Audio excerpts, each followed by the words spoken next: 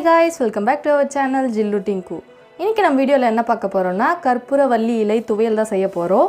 இதுக்கு பாத்தீங்கன்னா இந்த இலையை வந்து கற்பூரவல்லி இலையை வந்து நம்ம எடுத்து தண்ணில உப்பு போட்டு அலசி நம்ம இத வெச்சிருக்கோம். இத வந்து ஒரு கிண்ணம் ஃபுல்லா எடுத்துக்கோங்க. அப்புறம் இந்த துவையலுக்கு தேவையான பொருட்கள்லாம் என்னன்னு பாத்தீங்கன்னா ஒரு துண்டு இஞ்சி வந்து நம்ம மாதிரி கட் பண்ணி வெச்சுக்கோங்க. அப்புறம் ஒரு சின்ன எலுமிச்சை சைஸ் வந்து புளி எடுத்து வெச்சுக்கோங்க. ஒரு வெங்காயத்தை இந்த மாதிரி கட் பண்ணி வெச்சுக்கோங்க. ஒரு டேபிள்ஸ்பூன் மிளகு, ஒரு டேபிள்ஸ்பூன் சீரகம், அதுக்கு அப்புறமா 5 காஞ்ச மிளகாய் வெச்சிருக்கோம். ஒரு சின்ன பூண்டை வந்து எடுத்து இந்த மாதிரி தோல் உரிச்சு வெச்சுக்கோங்க. இதுதான் வந்து இந்த கற்பூரவல்லி இலை துவையலுக்கு வந்து தேவையான பொருட்கள். இப்போ வாங்க இது எப்படி செய்யறது பார்க்கலாம். இப்போ ஒரு பேன்ல வந்து நம்ம எண்ணெய் ஊற்றி வச்சிருக்கோம். இதில் வந்து ஒரு டேபிள்ஸ்பூன் உளுத்தம்பருப்பு சேர்த்துக்கலாம். அது கூட வச்சிருக்க 5 காஞ்ச மிளகாவை சேர்த்துக்கோங்க. சீரகம், மெழுகு, அதுக்கப்புறமா பூண்டு, இஞ்சி, வெங்காயம் இது எல்லாத்தையும் சேர்த்து நம்ம நல்லா வதக்கிக்கலாம்.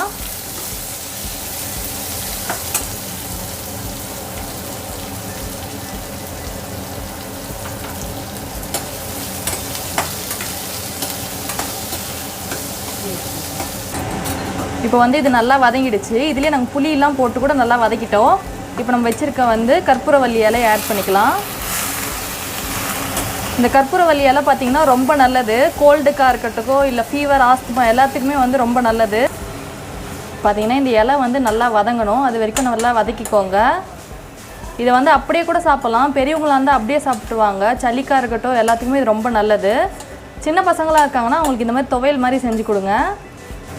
இந்த துவையல் பார்த்திங்கன்னா இட்லி, தோசை இல்லை சாதத்துக்கு கூட வந்து நம்ம வச்சு சாப்பிட்லாம். சூப்பராக இருக்கும். இது கிச்சன் செட்டப் என்ன வேறு மாதிரி இருக்குன்னு நினைக்காதீங்க. எங்கள் அத்தை தான் வந்து இது சூப்பராக செய்வாங்க. அதனால் அங்கே வந்து செஞ்சிட்ருக்கோம். இப்போ இதில் பார்த்தீங்கன்னா தேவையான அளவு உப்பு போட்டுக்கலாம். நல்லா வதக்கிக்கோங்க. இப்போ இதை பார்த்தீங்கன்னா லோ ஃப்ளேம்லேயே வச்சு நீங்கள் வதக்கிக்கோங்க. ரொம்ப இது வச்சிங்கன்னா, ரொம்ப ஹை ஃப்ளேமில் வச்சிட்டிங்கன்னா கீரை அவ்வளோ வந்து டக்குன்னு உங்களுக்கு இதுவாகிடுமே தவிர நல்லா வதங்காது. இப்போ பார்த்தீங்கன்னா இது நல்லா வதங்கிடுச்சு. இதை எடுத்துகிட்டு கொஞ்ச நேரம் அதை ஆறிட்டக்கப்புறம் நம்ம மிக்சியில் போட்டு அரைச்சிட்டா நம்மளோட துவையல் வந்து ரெடி ஆகிடும். இப்போ இதை ஆற வச்சிடலாம். இப்போ பார்த்தீங்கன்னா நம்ம வந்து இது வதக்கி வச்சது எல்லாமே நல்லா ஆறிடுச்சு. இது மிக்சி ஜாரில் போட்டு வச்சுருக்கோம். இதை நம்ம நல்லா அரைச்சி எடுத்துக்கலாம். இப்போ இதை பார்த்தீங்கன்னா ரொம்ப பேஸ்ட் மாதிரி அரைச்சிக்காதீங்க. ஓரளவுக்கு குறைன்னு இருக்கிற மாதிரி நம்ம இதை அரைச்சி எடுத்துக்கலாம். இதை பார்த்தீங்கன்னா நம்ம நல்லா குறைன்னு அரைச்சி எடுத்துட்டோம். இப்போ வந்து இதை நம்ம தாளித்து எடுக்கணும். இப்போ நம்ம கற்பூரவல்லி துவையில வந்து தாளிக்கிறதுக்கு ஒரு கடாயில் எண்ணெய் ஊற்றி வச்சுருக்கோம். கடுகு சேர்த்துக்கலாம்.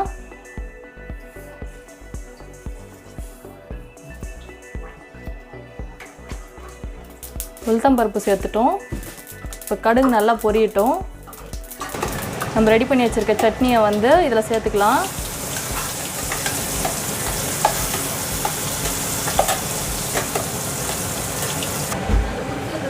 நம்ம கற்பூரவல்லி துவையல் வந்து சூப்பராக ரெடி ஆகிடுச்சு.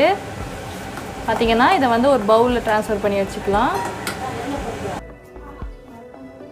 நம்மளோட கற்பூரவல்லி இலை துவையல் வந்து பார்த்திங்கன்னா செம்மையாக ரெடியாக இருக்குது.